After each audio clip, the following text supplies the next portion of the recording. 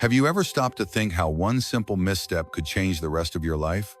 For many older adults, one fall can mean weeks in the hospital, a painful recovery, or even losing the freedom to live independently.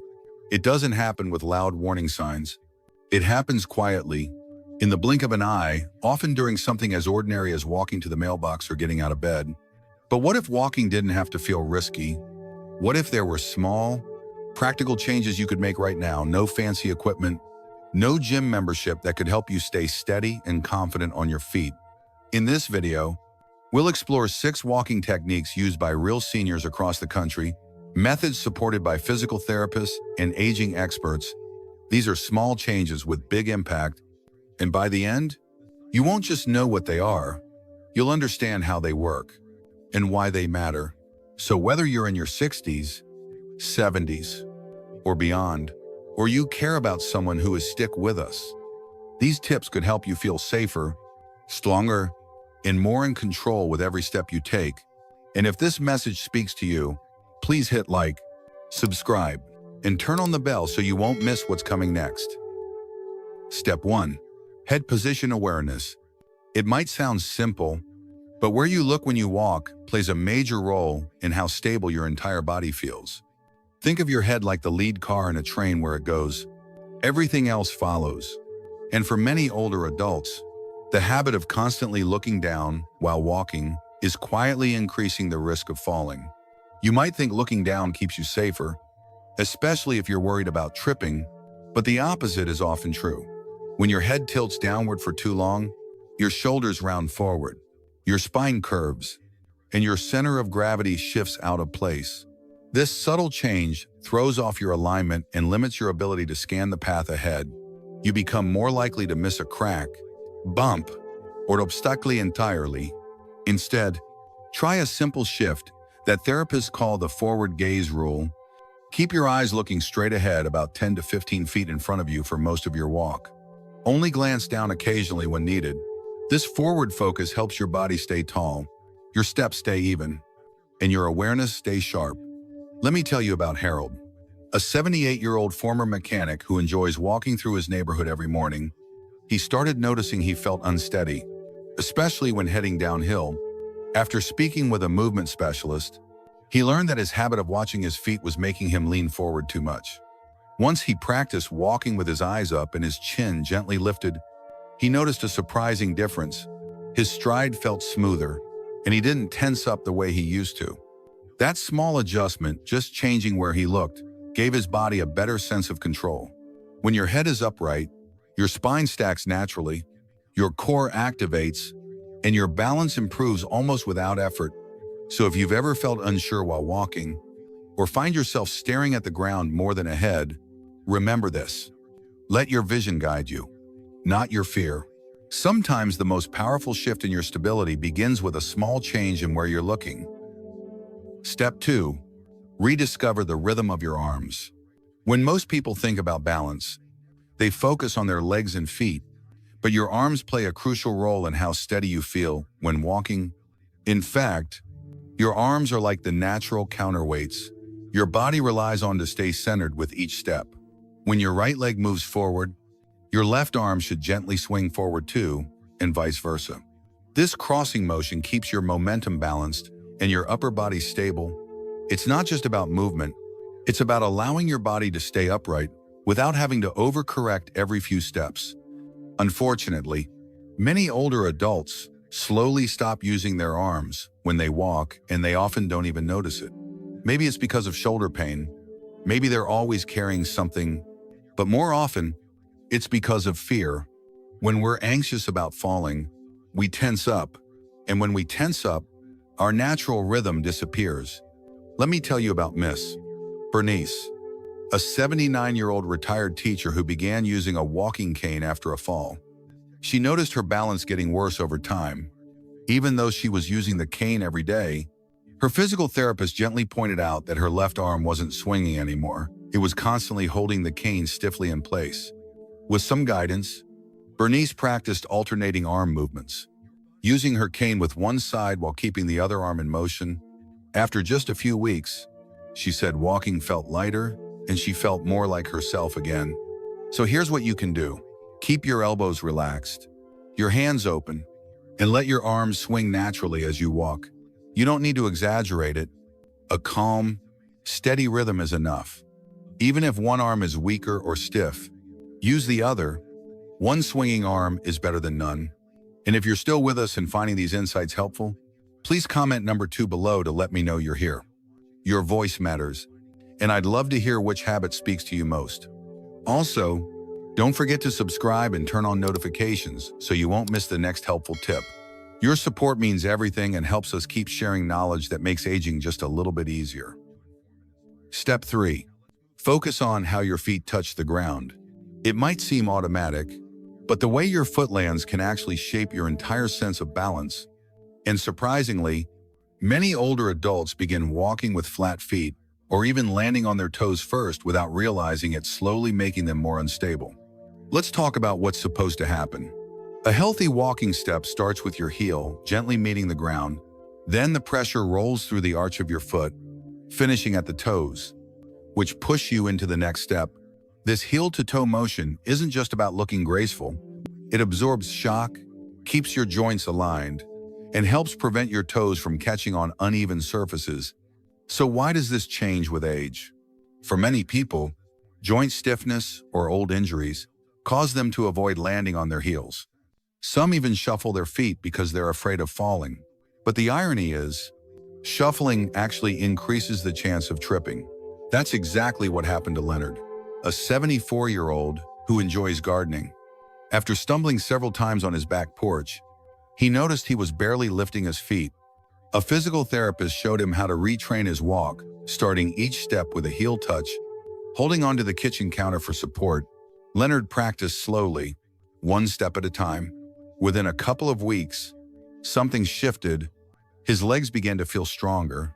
His knees hurt less. He was walking more confidently, not faster, but with more control. When you lead with your heel, your calf muscles engage, your hips move in sync, and your whole leg works like a team. It brings your body back into rhythm. Here's a simple tip. Try walking barefoot across a towel on the floor. Feel each part of your foot connecting with the surface.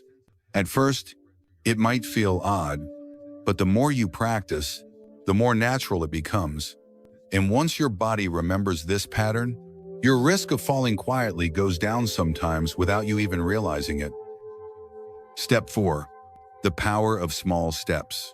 It may seem too basic to matter, but the length of your stride has a big impact on your balance, especially as you age. When we were younger, long strides felt natural.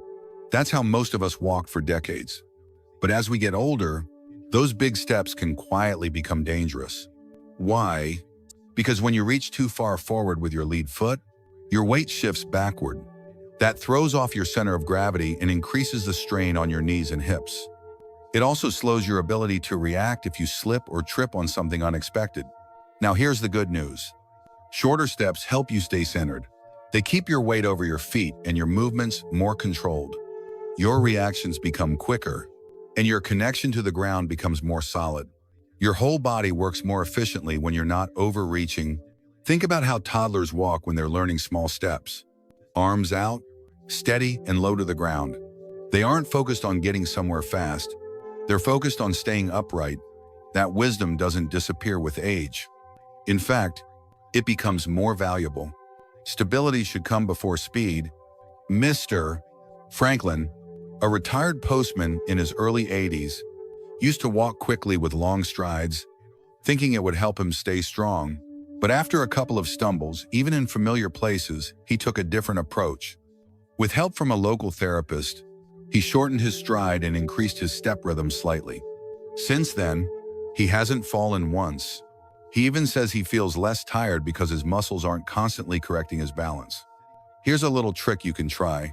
Walk at your normal pace and count your steps over 10 seconds. Then try again with slightly shorter steps and see if your step count goes up. That's a sign you're moving with better control. And if you use a cane or walker, the same idea applies. Keep it close, not far ahead. Keep your steps compact, steady, and close to your center. Your body will feel the difference. If you're still watching and finding these tips useful, Please comment number 4 below to let me know you're here. And don't forget to subscribe and turn on notifications so you won't miss what's coming next. Step 5. Your core is your balance. Many people think of leg strength when it comes to walking safely, but in reality, your balance begins at the center of your body, your core. Your core includes the muscles in your abdomen, lower back, and hips. These muscles act like a support belt that keeps your spine upright and your body steady as you move. When your core is weak, everything else has to work harder. Your legs tighten, your posture slouches, and your walking pattern becomes unstable. That's often when stumbles and falls happen. Here's the encouraging part. You don't need intense workouts or gym memberships to strengthen your core. Gentle, simple actions can make a real difference. Try this. While standing near a counter or chair, lift one foot just a few inches off the floor and hold for 5 seconds. Then switch sides. It's a small move that wakes up your core and trains your brain to focus on balance. You can also tighten your belly slightly as you walk or brush your teeth. Just pull your belly button in toward your spine for a few seconds. It's subtle, but it activates the right muscles without anyone even noticing. Mrs. Lillian, Aga 81, started doing these mini exercises each day while waiting for her tea to steep. After a few weeks, she said she no longer felt wobbly on her morning walks. "It's like my body remembered how to stand tall again," she shared with a smile. So don't think of core strength as something only for athletes or younger people. It's your secret weapon for moving with control. A strong center gives you balance, and balance gives you freedom. Step 6. Awareness of floor patterns in transitions. One of the most surprising causes of falls in older adults isn't a loose rug or a missing handrail. It's the moment your brain doesn't fully register a change in the floor beneath your feet. As we age, our ability to adjust to visual and physical shifts slows down just a little. A new floor color, a different texture, a sudden shift in lighting, all of these can confuse your sense of depth and footing, and all it takes is one delayed reaction for your balance to slip. Take transitions between carpet and hardwood. For example, the sound, the feel, even the temperature underfoot changes. If your attention is elsewhere, even for a second, you may step wrong without understanding why. That's why physical therapists recommend a small but powerful habit: quietly naming the surface you're about to step on. Say tile, rug, or step up as you move. It may sound odd, but this simple cue brings your brain into focus and prepares your body. Peter, a 79-year-old widower from Minnesota, he began doing this after nearly slipping on a glossy hallway floor. Now, he silently calls out each change, and he says it helps him feel one step ahead of every surface. Also, be careful with high-shine floors. Reflections from lights can create illusions, making flat surfaces look uneven. And if you wear bifocals, take extra care with stairs or curbs. Your lenses may distort the floor's depth just enough to throw you off. Even small shifts deserve big awareness. The more intentional your steps become, the safer your movement will feel. If you're still with us, please comment number 6 below to let me know you're here. And if you found this tip helpful, consider subscribing and turning on notifications. Your support helps us share more tools like this to help older adults walk with confidence. Getting older often brings more than just aches or stiffness. It brings a quiet fear of falling, of losing control, of not being able to rise again. But here's what many forget. Small choices can reclaim big confidence. You don't need expensive gear or special routines. You just need awareness. The 6 walking techniques we explored today aren't difficult. They're simple, natural movements your body already knows. You're not learning something new, you're remembering something wise. And when you practice them consistently, something beautiful happens. Not only does your risk of falling go down, but your sense of control begins to return. You stop walking like you're afraid and start moving like you're free. That shift is powerful. It's not about walking perfectly. It's about walking with purpose. Every small change, whether it's lifting your chin, swinging your arms, or taking smaller steps, adds up to something greater: independence. So let this be your reminder. You are not fragile. You are adapting. You are learning. And every step forward is a quiet act of strength. Now, I'd love to hear from you. Which of these 6 habits spoke to you the most? Is there one you'll try tomorrow morning? Let's walk this path of wisdom together. Thank you for being here with us today. We truly appreciate your time. If something in this video spoke to you, we invite you to share it in the comments. Let us know one idea or insight you are taking with you and how it might help in your daily life. Your words might inspire someone else who reads them. If this message brought you value, please consider liking this video, subscribing to the channel, and sharing it with someone you care about. Your support allows us to keep creating meaningful content that uplifts, informs, and encourages positive living in later years. We look forward to walking this journey of health and strength together. Take good care until next time.